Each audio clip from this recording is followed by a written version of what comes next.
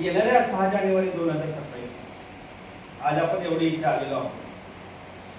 त्यांनी कोणाला न विचारता प्रत्येक वर्षी 6 जानेवारीला जर स्वतःचे आपले कुठले कार्यक्रम नसतील तर आवडीतून इथे यायचे आणि येताना एक दोघांना घेऊन यायचे आणि इथे हळूहळू करून या आपल्या पत्रकार कक्षामध्ये मोठा कार्यक्रम झाला पाहिजे.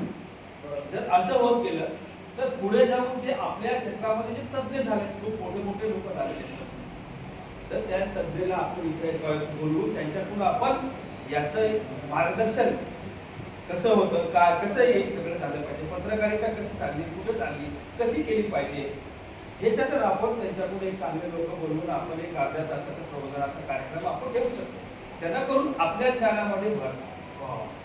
आणि प्रत्येक पत्रकारांनी, जसं आपला मोबाईल आहे, आपण वर्ष 6 महिन्याला अपडेट करतो, तसं प्रत्येक पत्रकारांनी सुद्धा वर्ष 6 महिन्याला अपडेट झालं पाहिजे. नवीन ऍक्ट येतात, नवीन कायदे येतात, वेगवेगळ्या क्षेत्रामध्ये वेगवेगळे GR येतात. आता अनेक GR आले. वगोटा 1चा 1 आणि 2 करता येते, दुसरा NAचा आता एक नवीन GR आला. असे अनेक वेगवेगळे GR येत राहतात. तर ते आपण वाचले पाहिजे, अपडेट केले पाहिजे. आणि आपण आता भविष्यामध्ये आपण असा विचार करणार आहोत की असे अनेक काही वेगवेगळे जे परिपत्रक शासनाचे येतात, त्याच्यावरती आपण एक प्रबोधन करणार आहोत, आपण एक कार्यक्रम ठेवणार आहोत. जो एखादा कुठलं परिपत्रक नवीन आलं एखाद्या अधिवेशनामध्ये, तर आपण त्याच्यावर अभ्यासिका करणार आहोत, जेणेकरून एखादा GR किंवा एखाद्या शासनाचं परिपत्रक आलं तर त्याची माहिती आपल्या सगळ्याला असली पाहिजे. पत्रकाराचं म्हणजे पत्रकार अपडेट का राहायला पाहिजे, याच्यासाठी राहायला पाहिजे. ठीक आहे, हर एक पत्रकार वेगवेगळ्या क्षेत्रात लिहितो, कोणी सामाजिक लिहितो, कोणी कला क्रीडा लिहितो, जसं मी क्राईमवर लिहितो, अनेक वेगवेगळ्या जसं हे राजकीय लिहितात, राजकारणी विश्लेषण करतात. तशा प्रकारे आपण सगळे वेगवेगळ्या क्षेत्रात लिहिणारे लोक आहोत. वेगवेगळ्या क्षेत्रामध्ये आपल्याला ज्ञान आहे, तर त्याच्यात आपण तज्ञ आहोत. परंतु आपण काम करत असताना आपल्या इथे जे मंत्रालय किंवा ह्या लेवलवरती प्रत्येक एखाद्या खात्यामध्ये काही कायद्यामध्ये चेंजआउट झाला. जसं पूर्वी IPC CRPC, आता 2023 मध्ये सगळं बदललं, जुनाट सगळं काढून टाकलं.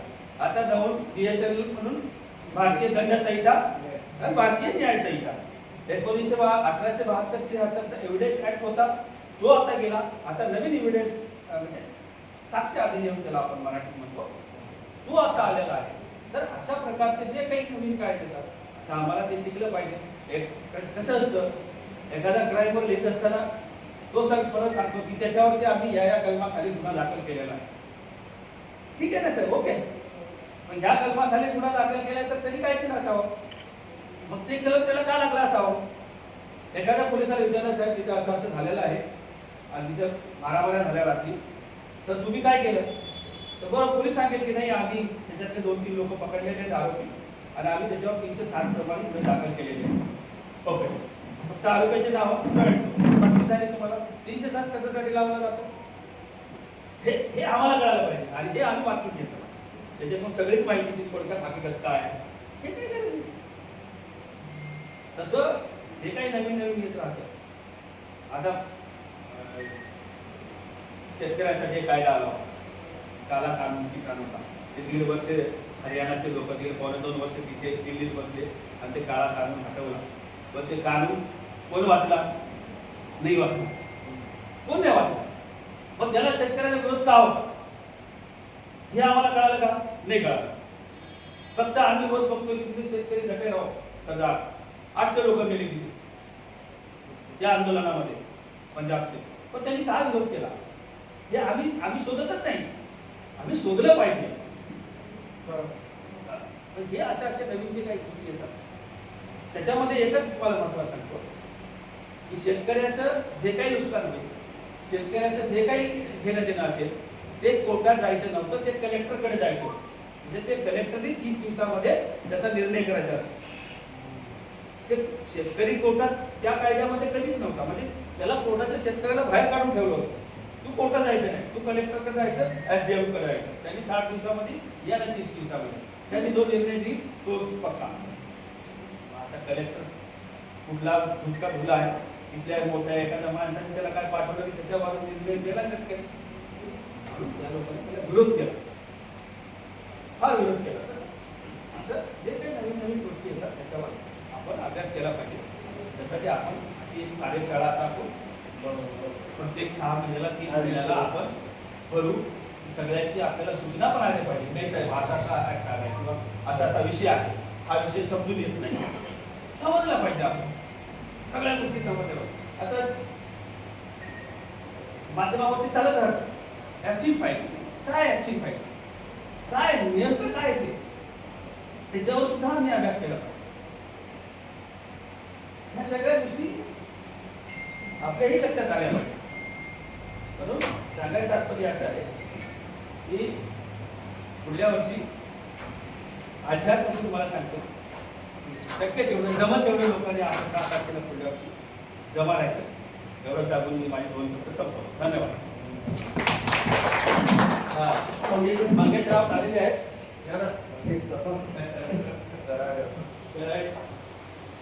नागपूरचे मोबाईल कार्ड सापडले गेली का?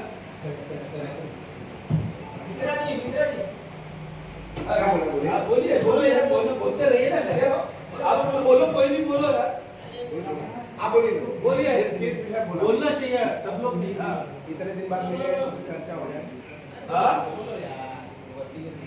सुधार के बारे में बोलने चल रहा है तो 2 शब्द टॉपिक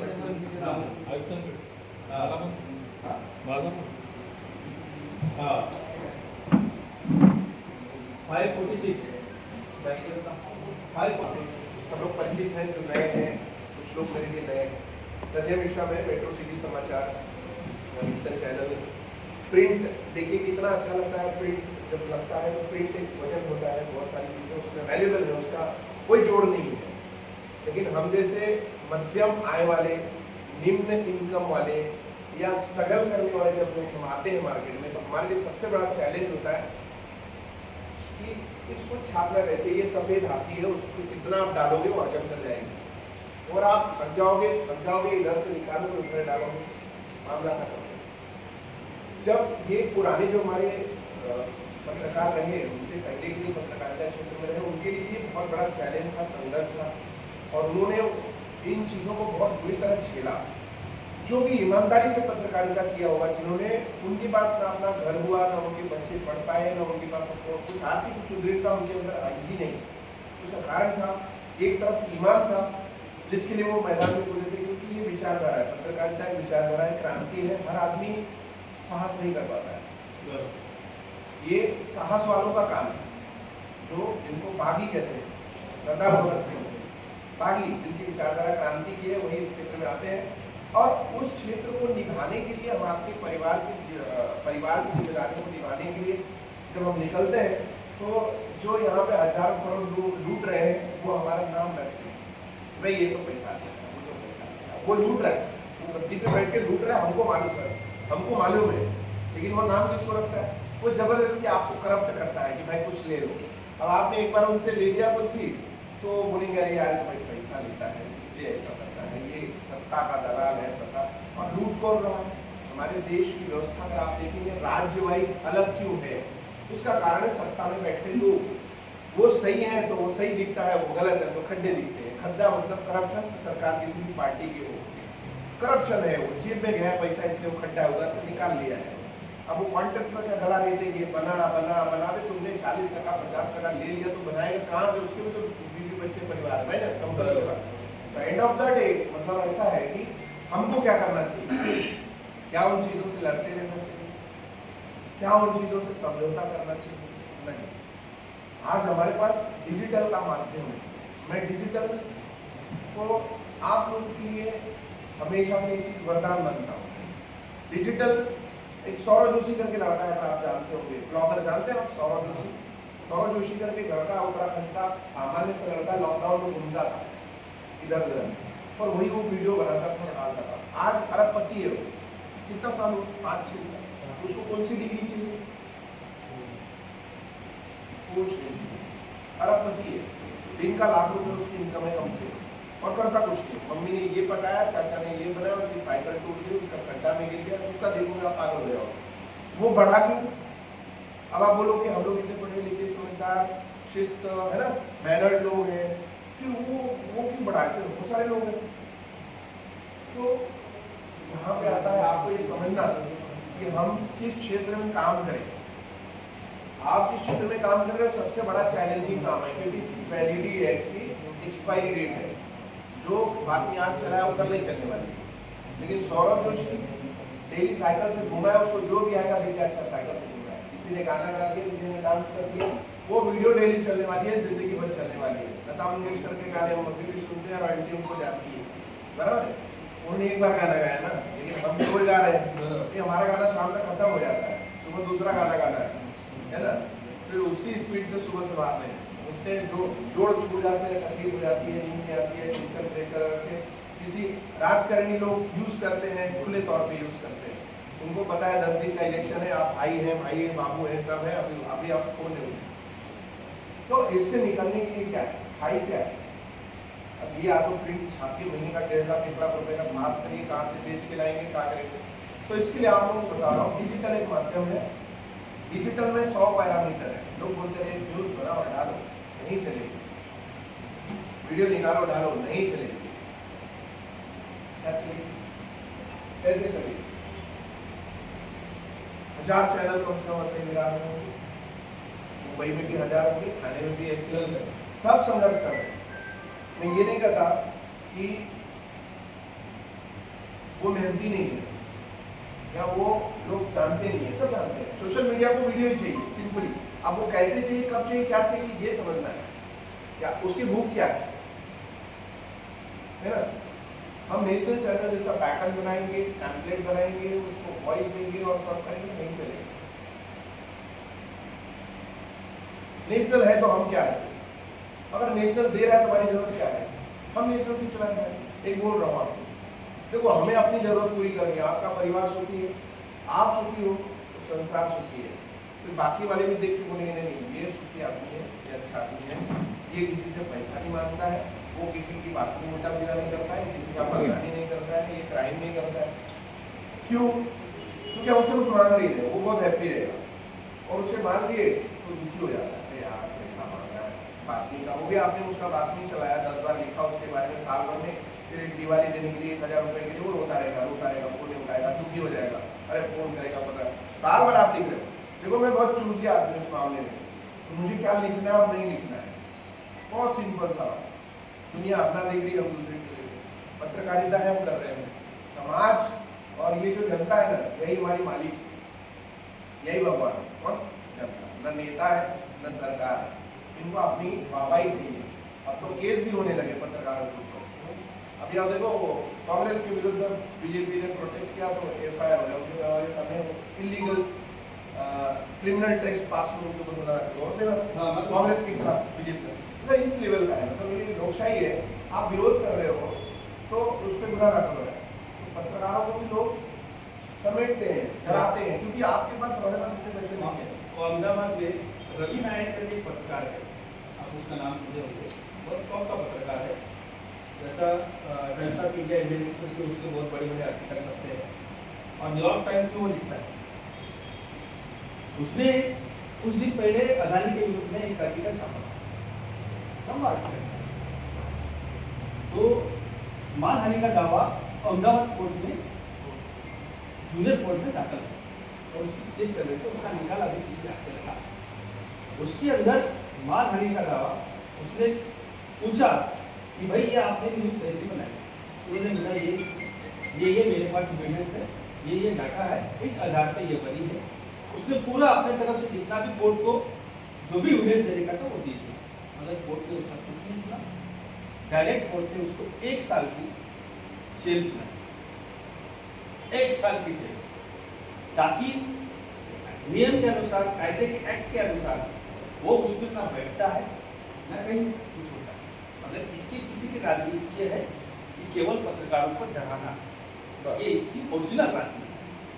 ज़्यादा से ज़्यादा मानहानि के दावे में बहुत कुछ होता है, सॉरी होता है, 2-5-10 हज़ार का दंड होता है, या उसको एक 2 दिन की, 1 दिन की कोई भी कस्टडी हो, XYZ कुछ भी होता है, पर मानहानि के दावे में 1 साल की जेल कभी नहीं होती, कभी नहीं होती। और रवि नायक के ऊपर अभी का लेटेस्ट मामला है, पिछले हफ्ते वो आदेश आया है, अभी वो लड़का जेल में।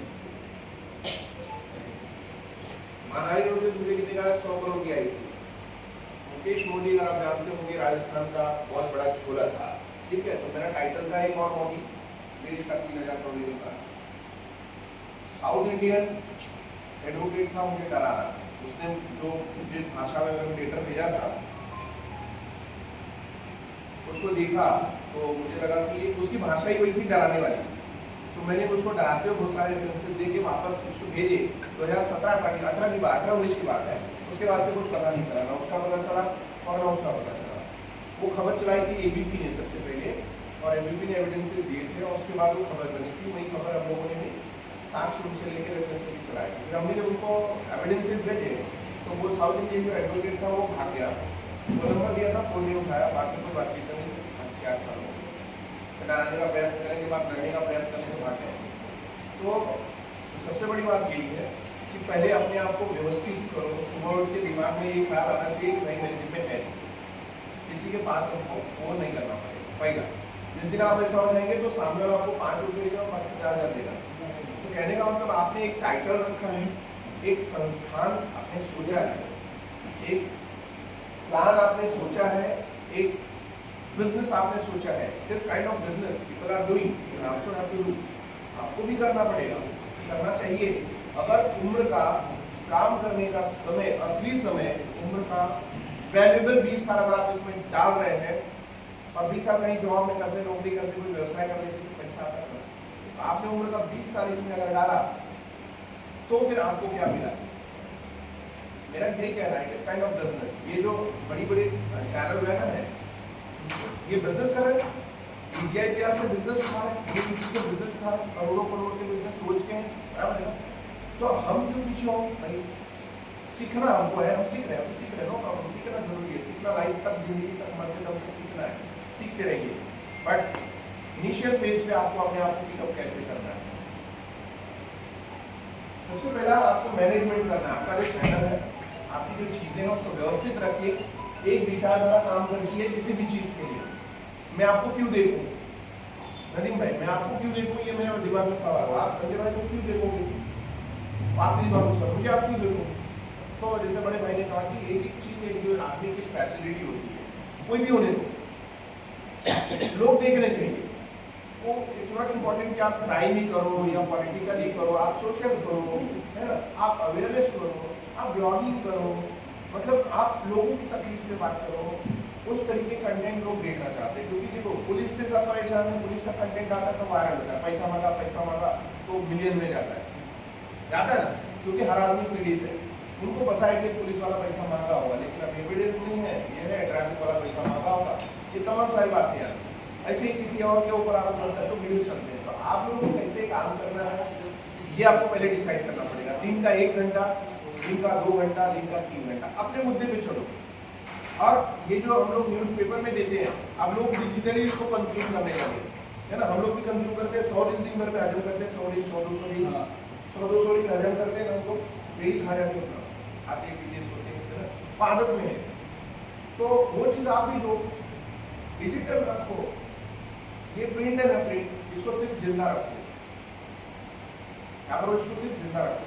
कोई पैसा दे रहा है तो आदमी छपने का पैसा, मतलब आपका एडवर्टीजमेंट का पैसा दे रहा है तो एडवर्टीजमेंट उसका लगाओ। आपका अपना अखबार वैसे भी निकल रहा है, वो सामने दे ही नहीं रहा है तो क्यों डाल रहा है उसका? मत डालो, डालना ही नहीं चाहिए। मैं इसमें बहुत स्ट्रिक्ट हूँ। सामने वाला अगर रिस्पेक्ट नहीं किया आपकी, आपको आपको भी रिस्पेक्ट नहीं करना है सामने। नेता हमने बनाया, किसने बनाया? जनता ने। विधायक, आमदार, खासदार किसने बनाया? जनता ने। और जनता के बीच कौन जाता है? बराबर है ना। तो बनाने और बिगाड़ने वाला कौन? तो हम काहे के लिए जाएंगे? तुम आओ, हम उसके पास जाएंगे जो इनको बनाता है। कौन बनाता है?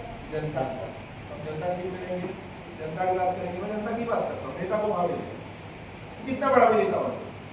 हाँ, हमारा रिस्पेक्ट है, बट तुम पत्रकार हो और बोलोगे कि भाई छोटा है बड़ा है तो हम भी वही करेंगे जो तुम कर रहे हो हमारे साथ। तुम भी छोटा ही हो हमारे, 4 साल बदल नहीं तुमको, काठल मदर डालेंगे ना, हम तो हमेशा है, तुम नहीं रहोगे ये बात तय है। मगर तुम हमारे पत्रकारों की इज्जत नहीं करोगे, तुम कहाँ से रहोगे? नहीं रहने देंगे, कोई भी हो, हम नहीं रहने देंगे। जो लोग पत्रकारों की इज्जत होनी चाहिए और पत्रकारों का सम्मान होना चाहिए, और इस समाज में हिस्सेदारी है पत्रकारों की। और हम ही एक ऐसे प्राणी हैं जो अपना काम छोड़कर दूसरे का काम करने निकलते सुबह, यहाँ ये हो रहा है वहाँ, अभी शहर बहुत अच्छा हो जाएगा तो हमको कोई गुलदस्ता लेके आएगा नहीं ना, हम क्यों निकलते? हमारी विचारधारा है, गलत बर्दाश्त करने की विचारधारा है, एक जुनून है। तो उसके लिए आप लोगों को कह रहा हूँ, आपके अपने जितने भी संस्थान है, जो भी जिन्होंने बनाया है बहुत अच्छा है, डिजिटलाइज करो, आपको महीने का 50,000 लाख रुपया बजट क्या आएगा। दिल्ली से मुझे फोन आया था, दैनिक जागरण चैनल पे एक लड़का मेरा दोस्त काम कर रहा है, उसने अपना टेक्नोलॉजी पे काम किया और फाइनेंस पे काम किया, उसने एक चैनल बनाया हुआ, दिन का सिर्फ एक वीडियो, शाम को 2 मिनट का टेक पे फाइनेंस, चांदी कितनी बड़ी, सोना कितना गिरा, ये कभी जाएगा वो कभी गिरेगा, ऐसा 5 मिनट 4 मिनट बोलता है। महीने की 1 लाख रुपए की फिक्स सैलरी आ रही है यूट्यूब से, सिर्फ यूट्यूब से महीने के 1 लाख रुपए, 5 मिनट वीडियो है।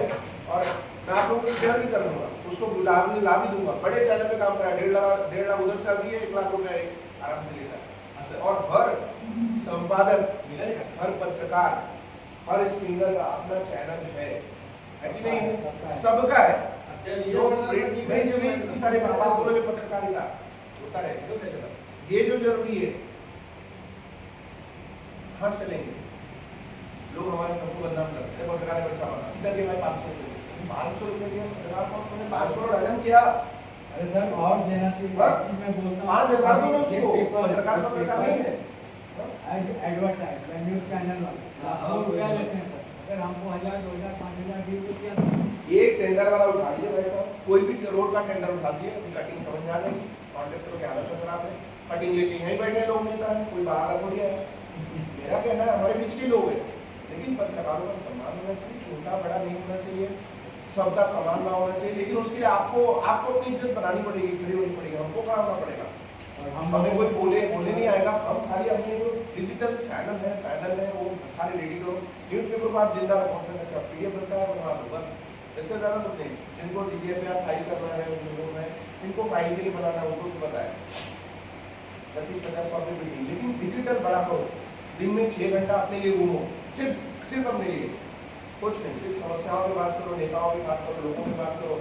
क्योंकि जिस समस्या से हम लोग ग्रसित हुए वो ये पहली और आखिरी समस्या यही है कि आपने किसी बैनर का, किसी चैनल का नाम सोचा है और आपको उसको लेके चलना है, उसमें किसी को कोई मार्गदर्शन, कुछ कोई जानकारी कभी भी लगे तो मुझे आप बिंदास कॉल करिए।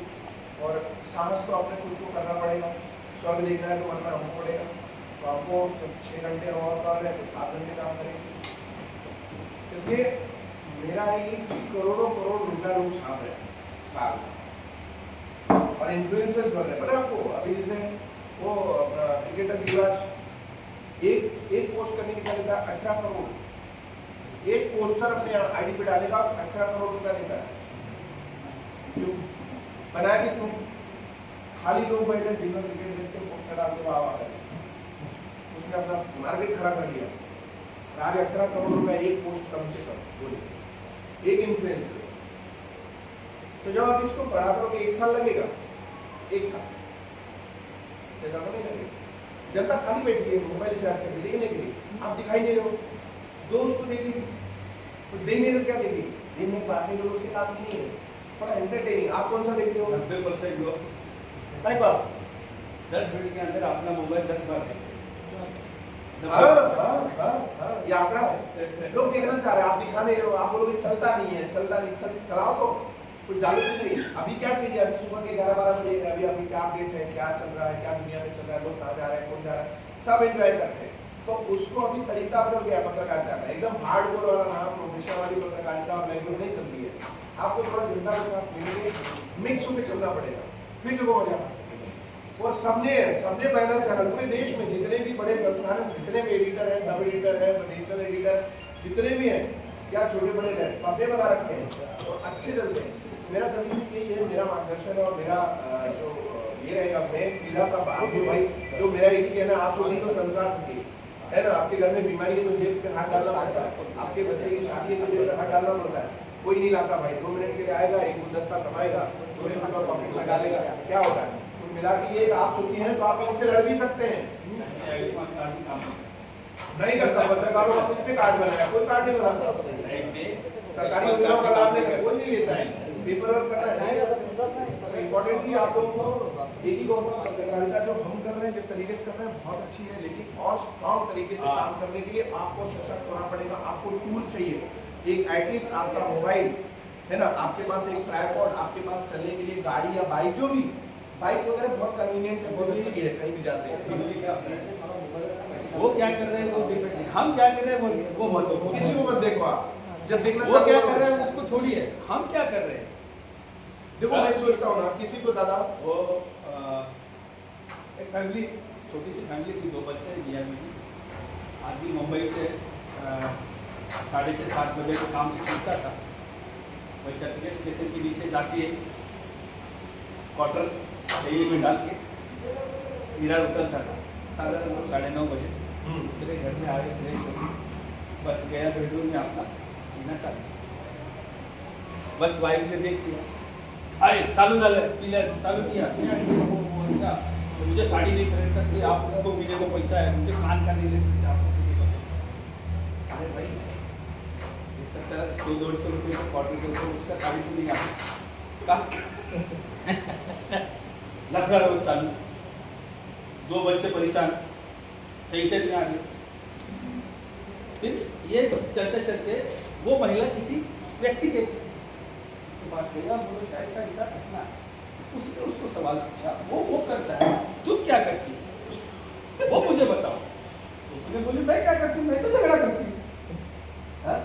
तो उसने उसको समझाया, देख वो आता है कितने बजे, 9 बजे, तब तक आपका खाना रेडी होना चाहिए। वो आने के बाद वो फ्रेश होती है, वो अपना काम करता है, और हाँ अपना काम करता है, उस टाइम तू अपने बच्चों को लेकर के कैरम खेलना चाहिए, कुछ कैट पत्ते खेलना चाहिए, चैनल या जो भी कुछ वो तुम करते रहो ना, वो क्या कर रहा है उस पर तुम कमिट करके दे, ठीक है मैं कल से करती हूँ। बस दूसरे दिन से उसने वो प्रक्रिया करना चालू कर दिया। ये कीड़ा अंदर ये देख रहा है, आज शांतता है, आज कोई लफड़ा नहीं, चलो आज मजा है, माहौल बढ़िया। 1 दिन हुआ, 2 दिन हुआ, 3 दिन हुआ, कोई भी नहीं आ रहा है, यही साला कंडल गया, 2 बैग मारा, जाके कैरम खेलने लगा। बैठा नहीं ना वो, मुझे कोई बोलता ही नहीं। ये इसको छोड़ दिया, कैरम खेलने गया, बस ये चलता रहा, और घर में झगड़े, शांति, मतलब करने का मतलब दोनों काम करने का मतलब वो क्या करते हैं, हम क्या करते हैं, वो डिपेंड हम पे, हम क्या करते हैं वो उस पर सोचना चाहिए। ये सब छोटी छोटी बातें हैं, बहुत ध्यान से इंसान को चलानी चाहिए। पत्रकारिता सभी करते हैं, हम सभी करते हैं। जिस टाइम पहला क्राइम संध्या निकाला, एडिटिंग हुआ, डिटेक्टिव हो गए, सब कुछ हो गया, उस टाइम पेड्रा तो नहीं था, वो सीडी था, 10 रुपये का सीडी खरीदा, सीडी में उसने सत्य दिया हमारे, बोले जाओ छापो, उत्साहित था, हाँ छापो, पेपर छापे, यार नहीं छपता था, हम गए वासी वो नेरल में, जो नवभारत की बहुत बड़ी प्लेस है, बेला पहले गया उधर तो पहुँचा, क्या बोला, लेकिन ये ऑफिस में सर वो फॉन्ट ऐसा आड़ा तेरा हो गए, सपोर्ट नहीं कर रहा उसको, क्या होगा, अरे तुम इसको कन्वर्ट करके नहीं है, इसको क्रिएट करके नहीं लाए, इसको मारते क्रिएट क्या होता है, वहाँ से वापस आ गए उसके पास, और उसको बोला भाई आप इसको कन्वर्ट करके दो, या ये तुम्हारे फॉर्म इसमें भरो कि वो वहाँ पर कन्वर्ट करे, या इसको PDF करके दो, तो ही उसकी प्रिंट वाली थी। वो बोलता आपने मुझे बोला था, आपने सूरी माना मुझे दे दिया भर कर। तो ये कष्ट जो हुए है ना, वाशी तक जाना पड़ा उतने के लिए सोचो। आपको कष्ट ये अपने को मालूम नहीं था, मालूम नहीं था कि पेपर कैसा होता है, क्या होता है, ये धीरे धीरे धीरे धीरे जब 1997 में मैंने मोबाइल खरीदा, वहाँ से 1000 रुपये का कार्ड भरा, उसको 250 रुपये था, एसटी डेपो में ऐसा चला गया वो, और इधर से उसने लैंडलाइन से कॉल लगाया और मेरे को दिया, हेलो बोला, हाँ हेलो, ओके आया, चालू हो गया। अभी सांस साथ में ट्रेन में चढ़ गया, विराट में तो रहता है, ट्रेन में चढ़ गया, सबके सामने मोबाइल निकाल के मोबाइल लगाने की कोशिश की, वीडियो रहा, क्या हुआ, घर पे गया, दूसरे दिन सुबह हो गई, अभी नहीं लग रहा है, नेटवर्क है फिर पैसे में आ गया, गया दूसरे दिन उसके पास, अरे यार बोला तू कार्ड डाला है कि क्या डाला, लगता ही नहीं मोबाइल, बोले वो कैसे नहीं लगता, अरे जा बोले उधर गया, इधर से लगा फिर लग गया, ये क्या सोचा है, तो मैं बोला भाई मेरा नहीं लग रहा है, तो उसने बोला साहब इधर 2 डंडिया आएगा ना तो ही फोन लगाने का, नहीं तो नहीं लगा।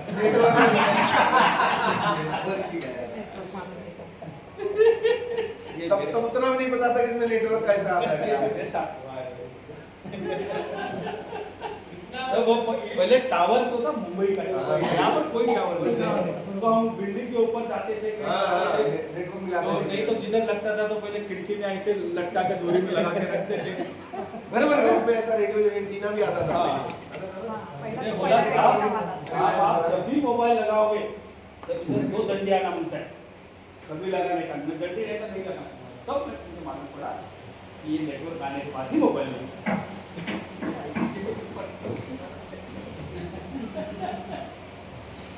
स्मार्ट फोन तो शुरू में हम लोगों को ओ, सर। ऑपरेट ही नहीं करना था।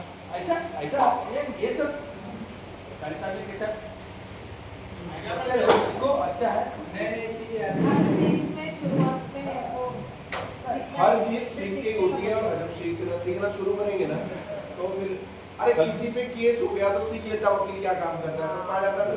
कोई किसी पे केस करता है तो सीख लेता, कोर्ट जाते हैं, आपण काय करतो हे महत्वाचं, लोक काय करतात ते महत्वाचं, जमीन विवाद हो गया तो तुम्ही आप जेव्हा दवा स्वतःला सरकार कंट्रोल कंट्रोल करायला करना है। तोपर्यंत तुम्ही मोठं व्हा, तुमच्या ध्यानामध्ये बघा.